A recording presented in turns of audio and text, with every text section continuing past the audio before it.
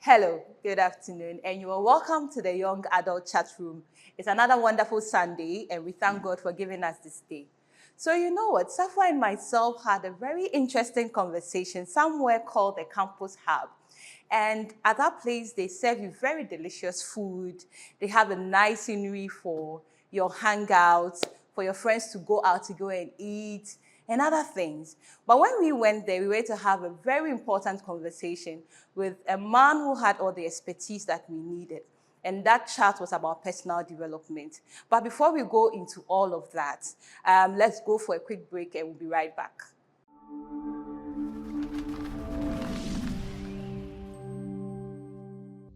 Welcome back. It's still the Young Adult Chat Room. So as I was saying, we have a discussion today about personal development.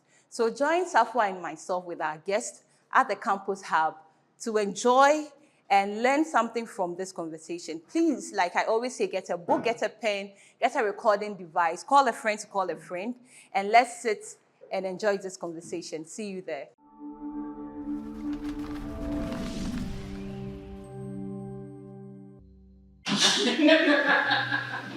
Hello and welcome back from that short break. This is a big conversation and still on the Young Adult Chat Room right here on Petty. Today we are very much excited to come your way again because we are discussing something that's very personal to us and something that will push us to where we want to be. And our topic for today is personal development. And we've brought in a very seasoned guest who is a youth coach dedicated to youth work and he has a lot of experience to share. So for today, we are hosting Mr. Michael Ige. He has over 10 years of cumulative international work experience, having consulted for the World Bank and the Food and Agriculture Organization of the United Nations, as well as for other state organizations, development groups over the period. And he has been dedicated to youth service for over 20 years now. He has a very strong, proven grasp of concepts of peace, tolerance, conflict management, international humanitarian law, youth skills development, and capacity building. In fact, when we tell you bring the best, we bring the best. And so today we have Mr. Michael Ige with us discussing personal development. Say we are very excited to host you today. Pleasure. I can't wait for whatever we're about to just kickstart, we just want to know, share your personal journey from personal development. I mean, when I was reading your book, I was just wondering, how old are you? You read everything, yeah. I'm like, how old are you? Just looking at all the things that you are into and how dedicated you are to youth service. So can you run us through your experience? Thank you very much for inviting me to this great platform. I think it's an opportunity to share ideas. And I mean, when you talk about personal, I'm happy you're talking about personal development because it has to do with a set of activities that is put in place consciously to develop our personal life, skills, talents, potentials. And why that is very pertinent and very important is because we cannot be developing, we cannot have a developed community or a country or nation without developing the skills, the talents, the potentials of the youth. Right. Because youth is the focus here. Yeah. And for me, I think, well, I know when people see the 20 years, they're like, how old are you? I'm still very young. I'm still a Gen Z, you know. Okay. I'm still a Gen Z. I'm still a Gen Z. I started very early. That's the thing. So I still have my pictures. I share with people, and they're like, okay, no wonder. Like, so 6-7 years old, and joined the Red Cross. I still have my pictures, even on Facebook and all over the place. And I think that was a defining moment for me. And I used to think what people normally ask is what really shaped you? How did you get to start working with this kind of organizations and all that? And that's why I think I started very early. So, well, my parents too, my dad is quite strict and is the one that is always saying, why are you watching movie? Go and watch news. You go and watch Global. You don't know what is happening in the world. All those, but it paid off at the end, and he knew that there was a need for me to understand that my personal growth is important, and there is a need for me to develop it consciously. So, the kind of parent I say, go and read your book. Have you read your book today? You want to eat? Which food are you eating? You've not even done anything today. Have you studied this? Have you studied? So I think growing up, that's kind of really shaped me, my mom too, and all that. You can imagine, I still tell people, even though she's far away, but like, you can literally hear her voice when you want to do something, like, you can literally hear her voice telling you that, have you done this? Have you not done that? Why haven't you done this? So I think our environment is very key in our growth and development, the environment we find ourselves. So, and that's why we're having this conversation, to see how we can actually develop that kind of environment and have this kind of discussion to inspire and empower the youth. There's a need. A developed nation is a developed youth. A developed community, a developed church is a developed youth. You cannot have a very strong church without having young people then getting their skills, their potentials. Now, when you talk about potential, so for me, I wanted to try everything growing up. So everything, I wanted to be everything. Like, I wanted to be a pilot. I wanted to be, one thing that my dad said he wouldn't allow me to be is I wanted to join the Secret Service. When you watch movies and it gets into your head, you think you can just, James Bond and all that. So, but I mean, me working with, for example, Red Cross, that's the largest international humanitarian organization in the world. So when I tell people that I have a paramedical background, like, you did paramedics too? I'm like, I did everything. I did everything. Standard first aid, disaster management, cardiopulmonary resuscitation, and all that. So that's a phase. But that phase is very important because it's like a foundation. It's like the defining moment is like the time that when you're growing up, you're like at a developmental crossroad, and you need mentorship, coaching, and that really kind of helped me. People around that are going to the same place with you. So I was telling someone that I cannot be having a chat with someone going to Hong Kong and I'm going to New York. I'm at the boarding gate. If I'm going to be at the boarding gate, everybody at the boarding gate will be going to the same place. But I cannot be at the boarding gate going to Hong Kong while I'm supposed to. So our environment is important. Our environment is key. We need to create that environment, and that's, like I said, like you asked me, that really helped me. And I could have gone the other way. I could have been any other thing, but it kind of shaped me. So that's, I would say, when you're talking about personal growth, personal development, you cannot talk about it without having, it's like a football team without a coach. How are they going to win? Like, how are they going to, we are a great team, but there's no coach. So who is coaching you? Who is your mentor? So it's important for us to understand that we are in dire need of mentorship. And that is why this program is very key, is to provide guidance and leadership for the youth. Yeah. I'm thinking in my head that it looks like all the questions we probably have. It's been I've been answered. Even with this one question we asked, the things he touched on is giving me some questions to ask. So I get a sense that you started very young. So then my question of how old are you is answered. Please don't ask. But I'm just wondering if someone is like Sathwa or myself, and maybe you didn't have that enabling environment when you were growing up, and so you are now hearing this and you're like, what am I going to do? Is it that I'm just set for doom because I'm 20 something and I'm not going to do this? So what would be like your, should I say, your like roadmap to achieving such success? Okay, let me start from saying that your background doesn't mean your back should be at the ground. So for the fact that you didn't have anyone around, you, people have made it irrespective of the environment. Right. Orphans without fathers, mothers, they've made it. Yeah. So I always say your excuses squeezes destinies. So you keep on giving excuses for everything. You have excuses squeezes destinies.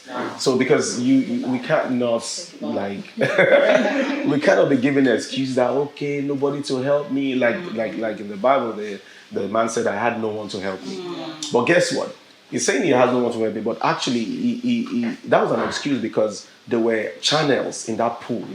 Okay, there were people in that pool, but probably it was just waiting there. Like a lot of people are waiting. A lot of people are waiting for God, but God is waiting for them.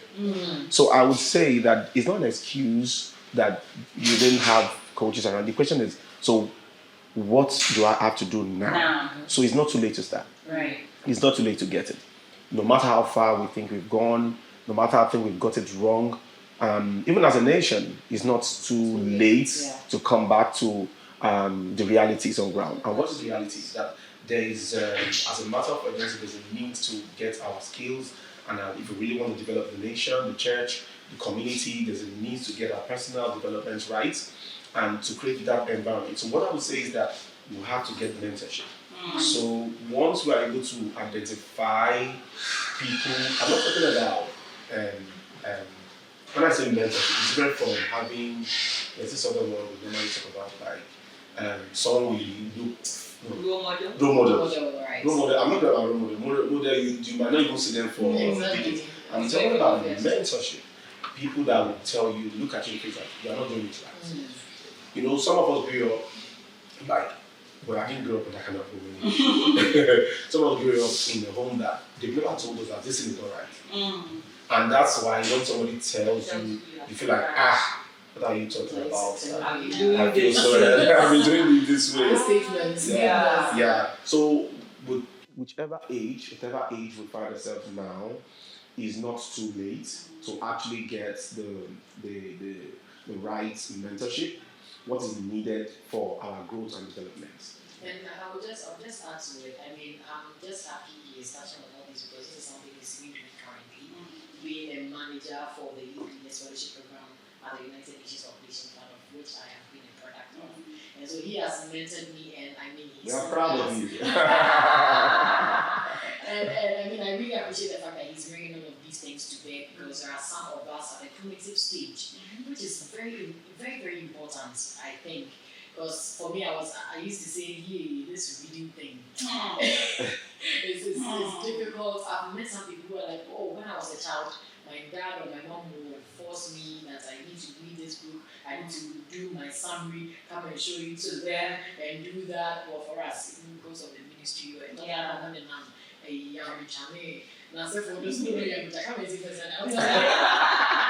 there are most of the time not around. Of course, you can never blame them, and they are all different.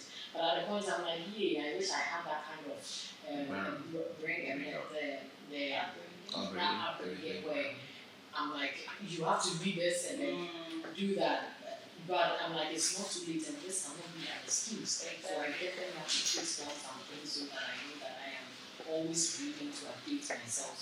And he says this about criticism, and I love it so much. The fear of criticism is the kiss of death in the courtship of achievement. The fear of criticism is the kiss of death in the courtship of achievement. And so, exactly. So think about it. Yeah. So I hear mentorship as a step to trying to get yourself in the right place. Now, aside that, you know, in a day world, I hear mentorship a lot. Yeah. Whether there's a challenge. So a few of the people who could have been mentors in our world seem very busy. And so you don't really get a hands-on mentorship as you can get some. You can get some people really dedicated to mentorship. You can get some people that, because of their schedule, it can allow things to work. But for others, they have very, very tight schedules, and so they are unable to effectively provide that mentorship. But in the case where, say, I have a mentor, it's not really available, it's doing the best he can. What else can I do to develop myself? That's what I'm doing. Okay. I always say it's a step at a time. Well, maybe you need to redefine your word around mentorship. So when we say mentorship, it also doesn't necessarily mean someone up there, far away. Yes, we want to Yeah. connect with such people, but also it could be people around us. You'll be shocked how much you can learn from people around you. So, but to answer it directly, so there's what you call accountability partner.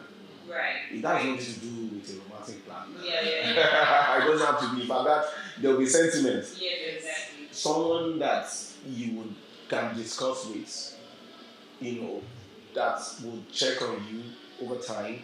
You said you're going to do this. You had a timeline. Have you done this? Have you submitted this application? Have you worked on your CV? For the past 2 years, you said you're going to develop this skill. Have you, what measures have you taken? So we call it checkmates. It's a system we use. So even if, it's like a peer-to-peer learning. So now, and that's not relatable because now you can have someone. So I wanted to submit an application like 2-3 days ago. This person is not even reading my check because I've told the person was like, have you submitted? Show me. I want to see if you have submitted. Let me see the confirmation. So he gave me a screenshot and all that. And I had to just quickly do it. I know they get so tired when we give them that pressure, like, what is it? And when I'm doing, you have to do this, you have to apply, you have to. So I think we can start from that. It's a step in the right direction to have like someone who checks on you regularly, someone that you can, relate with at least. It's not only someone that will be discussing parties and fun, but someone that will discuss business and how to develop yourself. And I think it has to be someone that is kind of level-headed. Someone is serious mind, so that even though you are still waiting for that mentorship, but at that level it's a form of mentorship. So at that point, at that level, I think we can start from there. If we can't get the people that we really want, then we can just make good use. There's what we call making good use of your immediate resources. So we look far away sometimes, but guess what? We have resources around us we can start with. So I think it's something, it's a step. Even like in the lecture hall or when you meet your classmates, you realize that there are some people who stand out most of the times. There are some people who are very good in certain subjects, so you don't always have to wait for the teacher or the lecturer to come in and show you. And even sometimes they can even teach you better. Or they can make you understand better than the teacher. So that's because at your level, that's it. Come to your level to very profound. So interestingly, it's going really well. I'm getting to know a lot, and I'm sure you're learning a lot. Yes. We just want to take a quick turnaround and we'll be right back.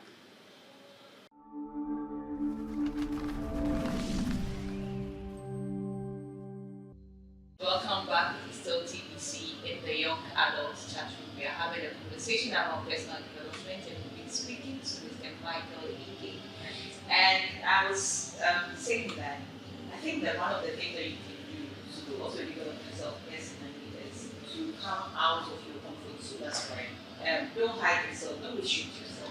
Find a place, go for a conference, find an event, attend an event, and be the spirit of the spirit, like to make food and chill. Be on our phones all the time, sometimes 3 hours, and you are just scrolling. When the data is finished, telling you that, oh boy, it's okay. Go by and go back and go and check. Quick look. It's not helping us. It's not helping us improve. So I think that you have to find a way of. Sometimes you don't have the right friends. You may not see some of these things happening, and you are not subscribed to certain things. You may not know that event is happening. You may not know the conference is happening. So just take and listen to what someone is saying. Like you were saying, watching the news. I stopped watching the news because my dad would want the news to give a big dictionary. You ask me. So if you don't know, just open that dictionary and let's explain. So the wise. I'm telling you.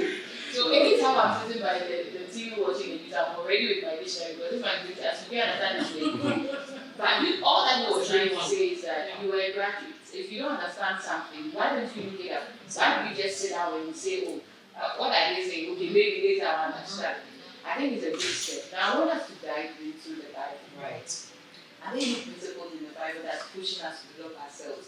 Because we, the youth now, there are lots of things that we are looking up to, but we are not ready to pay the price. We are not ready to do the work. Yes. And so my question is, are there any principles that we want to share from the Bible that pushes us to be better people or develop ourselves. So I will start with our shares and That's great. I mean, if I look into the Bible and we are looking at principles, then it comes to perspective, the characters who have played certain Bible characters. yes, significant role in the Bible. I talk about Daniel, who we always say, hey, he had the spirit of excellence, the spirit of wisdom, knowledge, understanding, and learning, and that of Shadrach, Meshach, Abednego to get together with him. I also can recall Joseph. I can recall Samuel, and Samuel's own is very it's profound for me because in the midst of his peers, Hophni and Phinehas, who were the true sons of Eli, who was a Levite, they could not even learn anything from their father. And sometimes it's all because of over familiarity. And I think it's something that is bothering the youth of today.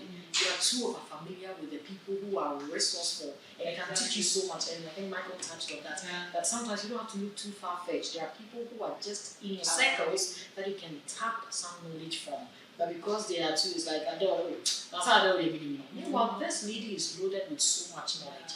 And regardless of the friendship we have, I should be able to learn from you. Just like how some child sitting somewhere admires you and also wants to be closer. So I mean, that is something that Samuel did for me. It really made him outstanding to me. And eventually realized that the mantle of prophecy fell on him. Now he became the prophet for Israelites within that time. And Hophni and Phinehas, unfortunately, they even died, and the father as well.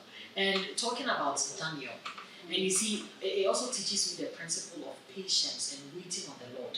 At the point where King Nebuchadnezzar had ordered for his men to bring very vibrant, energetic men of the land to be part of whatever, say, democracy or whatever thing they were doing in the palace, they looked and they found Daniel, Shadrach, Meshach, Abednego, and other peers of them. That time, they were supposed to be there for a number of months or I think a year.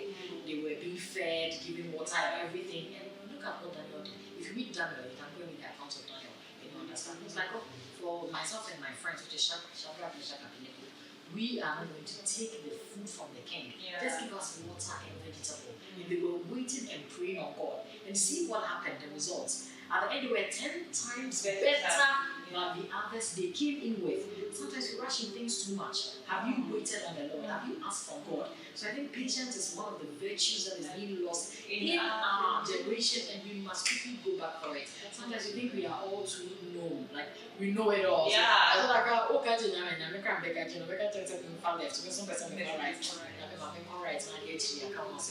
mean, it's enough of that. I think that these are some of the things I can mention the familiarity, and it just took me back to when you're talking about the accountability part now. And you're saying you shouldn't look so far, you can just have a friend around that and I'm like, is that going to work? Because in our day and age, like she just said, you are my peer, I've told you I want to lose weight, and so I'm taking healthy foods, and you see me taking junk and I also swear, but I can't take friendly much, I can't walk and you know. And at the end of the day, like, no, you're just ravishing everything that you just because he or she's not someone that you think can call you to order. So I was just wondering how it's going to be, but you just mentioned that we shouldn't be too familiar with the people around us.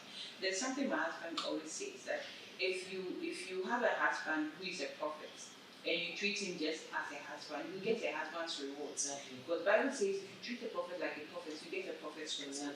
So however you treat the person around you is the kind of reward you're going to get at the end of the day.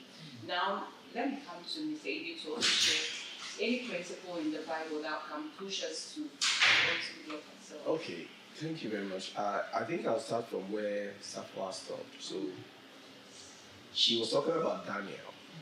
And it's important for us to note that. So Daniel paid the price. This generation is not ready to pay the price. Right. This generation is not. This is a jet age you are talking about. This is a digitized age. So everybody wants everything. 2 minutes Indomie, ready, fast food.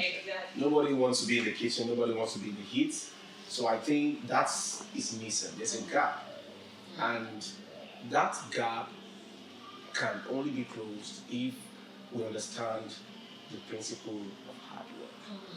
Now, the Bible made an account saying Daniel made up his mind. So if Daniel had not made up his mind, then a lot of things probably would have gone wrong. So this generation have not made up their mind what exactly they want. And it could also be social vices, it could be the advent of social media, distractions. So people, I got the young people every time, every day of my life, and I've gotten to know that you just sometimes need to choose for them. You give them 2-3 options, but it can even take them 2-3 months to decide on what exactly they want. You've given them like, can you just choose? You just choose for them. So it tells you a lot, and it tells you about the whole world around decision. So hard work is missing. And I would tell my friends every time, even in the church, that even in the Bible, just I must work the work of He that sent me. Yes. There's a place for hard work. There's a place for prayer. There's a place for fasting. We cannot replace spirituality. We cannot replace hard work with spirituality. So hard work is very, and you see, and people don't talk about it. They talk about smart work. But you must work hard before smart. You're not working smart. Because smart work can mean a lot of things. So I think that is missing, and I think Daniel was ready to pay the price. He said he would not defile himself with the king's meat. Exactly. He decided to take vegetables rather than taking, pork, grilled pork and all that. You see? I can imagine what I would have done if I went Well, you said there was I would have taken octopus, maybe. But honestly, so that's the point too. And you see, we need to understand that Daniel was 10 times more, not just better. The Bible records that intellectually inclined. So he was above them. Yes. His mind, his faculty of brain was way overboard. So that is there. And we need to understand that, okay, we've talked about the place of hard work, place of sacrifice, paying the price, and the place of learning. Even Jesus growing up was learning in the temple. So that's part of learning is missing. And I think it's high time we start talking about learning. And learning also comes from iron sharpness iron. So learning comes from who you think can impact you positively. So we must create the avenue and atmosphere for learning. So there's one part I wanted to actually add, gotten down, that talks about. He says, that's 1 Timothy 4:14. He says, neglect not the gift that is in thee. So there's a gift, and there's a gift that maketh room. So number one, but if you are not able to understand or discover that talent, that gift, how do we work on it? So the first stage is being able in personal development to discover our area. Exactly. We can't do everything. Imagine Michael Essien as a fashion designer. He has failed already because that's not it. That's not the area. Or maybe you might have been okay. Okay, but he won't be fulfilled. Yes, absolutely. You can mention his name and give a top line. Exactly. So you'll be living average. Yes. We need to live beyond the average. Yes. And I was telling someone yesterday that I refuse to be an ordinary person, and I cannot be a normal person. So normal people are just like business as usual. I just want it. No, I can't, because the environment should not permit us to be normal. It calls for a lot, and to whom much is given. Much is given to us, and much is expected. So we must be able to pay that price. We must be able to pay that. It's the people don't want to talk about sacrifice now. They just want everything like quick, sharp. They want connections. I was telling someone yesterday that yes, who you know, but when you have who you know, when you get to a place, it will be what you know. So who you know will fail you when who you know have been giving you access, but when you get to that position, what you know, they will ask you, what do you know? Now we know that you know someone, that's why you are here. But what do you know? And now, how can we know? So there's the what, it's the golden circle. There's the why, and there's the how. Wow, beautiful. So the story full of Jesus. I see Jesus' life in the Bible, and at age 12, we're told that he was doing something beautiful. So that kind of even relates to your story of starting Yes. to your. But we didn't hear so much about whatever he did till he was ready to start his ministry at first. The Bible says that he grew in wisdom and in stature. So you get to know that no, this man was not just idling about. He was definitely doing something. Absolutely. He was building himself 100% up. human. Exactly. And so if you say you are following this kind of person, you don't have to sit down and say, oh, I'm in JS2, or I'm in university year 1. You wait when I get to year 4, or you wait when I finish school. You have to start doing something now. One thing my boss says in the office is if opportunity comes and you are not prepared for it, that's it. And to let you know, what is poor? P-O-O-R. It means passing over opportunities repeatedly. Passing over opportunities repeatedly. That is poor. Poor is not the lack of money, but it's passing over opportunities. So the opportunities are there, but you can't because you're not prepared. Expectation is a preparation for manifestation. I like it. If you're not prepared, it will just come. The golden opportunity. Yes. Jesus was Because prepared. who are we being Yes. to? Yes. David was prepared. You know when they asked him, you said you are going to say, when I was when I came, I crumbled. This one is cocoa for me. So we have to be prepared. You can imagine how David could have actually sold himself to the king. He allowed him to go into this fight. Because you are just a boy. Exactly. You've not been leading. Absolutely. What can you say? Can you say that, oh, I've just been watching them, so no. Yes. It's CV. That was the CV. Exactly. That when the bear came, wanted to pounce on the sheep. Practicals. And look at me, this That's the small CV. boy, and I can fight everything. So then allow me to fight this So man. you see, he didn't talk much. You see, there are No. sometimes you have to explain. Yeah, no. Yeah. No evidence. Yeah, exactly. So I think that from all that we have said, start now. Yeah. There is no time to It's not too late to start. It's not too late to start. It's not too late to learn something. Yeah. When I hear of people who are in their retirement age, even going back to school, I'm like, yeah, I know, right? It's okay. Yeah. It's okay. Yeah. People are giving us pressure. It's not over until it's over. Yeah, it's to tell you that no one wants to remain where they are. Even when they get to a particular plateau and you think, oh, this is it, they still want to move. Yeah. So then, as long as what you sit and say that we cannot do anything about it. Now, thankfully, everything is on our phone. Yeah. The whole world is on our We phone. spend so much to get a phone and we underutilize. It's all about WhatsApp, TikTok, Snapchat, and you TikTok. are not even on the TikTok that you are watching. No one is watching you. You have nothing to even show the world. So as we are wrapping up, I just want to encourage you. It's not too late to start. In fact, we'll have another conversation with this personal development because you cannot exhaust knowledge. No. Exactly. No.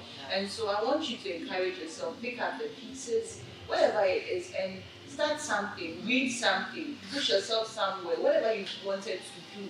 Maybe you wanted to be a medical doctor, you never got a chance because one or two things. You can still try it again. I know people who have done that. You can do that. Find something to do, learn a trade, learn something. I can go on and on and on. And I hope that we've been able to encourage you today. So to wrap it up, I just want you to give us your final words and also give a shout out to anyone to Okay. First, shout out to you for organizing this. This is much needed. Our nation, our country, our church is in dying needs. And I'm happy that it's the church that is organizing this. Yeah. Because anytime I talk about the church, I normally say that the church will have the richest, the wealthiest, the most intelligent. They should not talk about the church and like, who are the people, who are these people? You should be able to stand somewhere and say, wow. So, I was telling someone that, so I used to have like dreams of myself shaking presidents. And when I share it to my friends, like, master. And I met 3 presidents. And I actually shook hands with them. And I actually don't remember some of the dreams until I shake hands.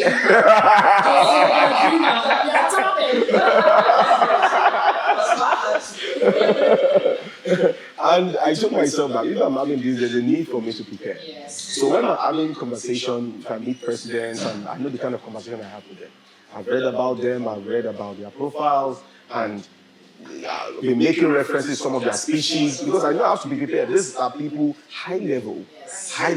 So I cannot be discussing with the president, that kind of a thing. So I need to put myself in that space, and I need to prepare. So, elevator pitch, somebody say you meet someone who is wealthy just in the leads. What are the things that you're going to say to that person that will make the person like, can I have your contact? And I think, and I'm happy you spoke about conferences. And to be sincere, conferences made me too. They used to call me conference man. They teased me so much, and I have all the ties and people at the conferences. You come to my house, you say, Michael, what is it? Medal or what? But yes, and that is where through conferences I've met people, I've gotten contracts, networking, and I feel like conferences are very important. People need to come out of their shell, and it's not just about being in the house and reading alone. And it's another, you need to develop yourself. You have to network, absolutely. What you're looking for, believe me, somebody has it. The resources you're looking for is just somewhere. It's for you to be able to identify and set your goals right. And you see, we can't just be saying you have dreams. People are dreaming. Let me tell you something. You can be dreaming that you want to start a restaurant now. Somebody is dreaming now, the same thing. And if you don't take those steps, you just realize, yes, because you are still dreaming. So dreamer, you see, so we need to move from that stage to actionable steps. We need to take actionable steps, and that will help us. It will save us a lot of stress. So actionable steps is like, I'm going out of my way to meet people, to ask questions. I'm going to network, to ask. We are in a kind of environment like people don't have to ask. Yes. And I've always said, it's not about money. Some people can impact your life without even money. And to also let you know, there are a lot of ways you can mention money without mentioning money. So we need to prepare, because I think there's a lot ahead of us, especially this younger. Ghana has 13.8 million youth. This week is the World Population Day, and we're talking so much about the impact of youth and demographic dividend, but a failed youth is a failed nation. A failed nation is a failed youth. So there's a need for us to have this conversation, and create more platforms for meaningful engagements. Wow, your shout-outs. I'm shouting out to you already. I'm shouting out to all the fellows. Yeah, especially for fun. Yeah. Hey, you want to cause trouble. The new cohorts are telling me that, hey, Michael, you are emotionally attached to other people. So a shout out to them. I'm happy. They are thriving. They are doing well, wherever they are. And I'm just wishing them the very best. Great. Thank you so much for having this conversation with us. We are very glad that you came. We hope to have you again on discussing another interesting topic like this. Thank you so much for making time and taking notes with all your friends who watch this with you. Today we are shooting from the campus hub, Barritos, right here on Lagos. On campus 8. But he's actually in Nigeria, in Lagos. You know where it's coming from. Right here on Lagos campus. And yeah, that's a beautiful place. And we are very grateful to them for giving us the opportunity. And as you know, we are not done. So let's just take a quick breather and we'll be right back. So cheers. Cheers. So.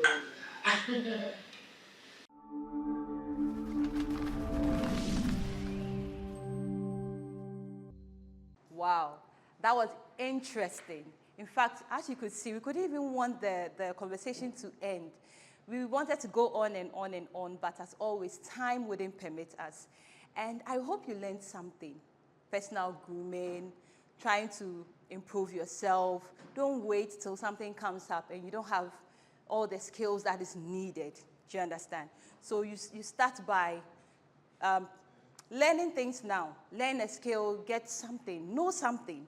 Then when the opportunity comes, you are ready to pounce on it. And for today, we'll take our verse of the week to wrap the show up from 2 Timothy chapter 2, verse 15. And it says that, do your best to present yourself to God as one approved, a worker who does not need to be ashamed, and who correctly handles the word of truth. And from that conversation, you could see that you need to work on yourself. I need to work on myself. We need to do our best to make God proud, to make Jesus proud, so that when we step out there, people will not just see us as ordinary people, but they will acknowledge the fact that God has done and has done a lot of work on us and has done us so well. So all too soon, we've come to the end of today's show. I hope you enjoyed it and you learned a lot of things. I want to shout out to everyone out there, family, friends, crew, everyone. God bless you so much for watching us. And we'll see you again next week, same time, 3 p.m. on Pen TV. For now, it's bye.